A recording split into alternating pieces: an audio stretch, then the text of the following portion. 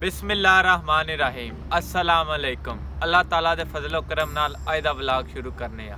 की हाल है? उम्मीद है सब भाई ठीक होवंदे। असी तुहाडे भरा आसम डोगा ते बाबा की साडे यूट्यूब चैनल दा नाम है देसी व्लॉग। कुछ मसाइल आहे उन्हां दी वजह ती असी वीडियो नहीं बनाते रहे। भाई जी पहली वजह तो है वे कि बाबा साहब जाते है काम ते मैं जाता हा यूनिवर्सिटी ते इस वजह ती सुबह जाता हा ते शामी 5 बजे घर आंदा हा।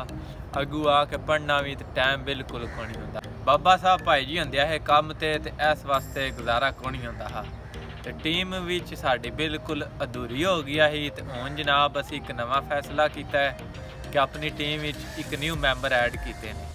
इस वास्ते भाई जी असी नवा फैसला लिया तो अपनी टीम विच एक थर्ड मैंबर ऐड किए हैं जनाब मोहित बेग साहब। ये मेरे नाल पढ़ते हैं, क्लास फैलो ने मेरे खारियां दे ने भाई।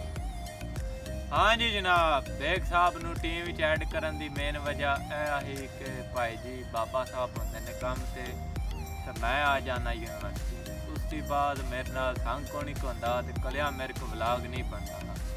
तो हुण भाई जी छुट्टी तो बाद मेरे नाल बेग साहब होन करन दे व्लॉगिंग अपनी जारी रवे दी ते असी आइंदा बंदा लोड़दे पिया है कि जिन्होंने व्लॉगिंग का बहुत ज़्यादा शौक हो। बेग साहब मैं 3-4 बारी क्या वही ना अपना एक ना चैनल बनावा यूट्यूब का।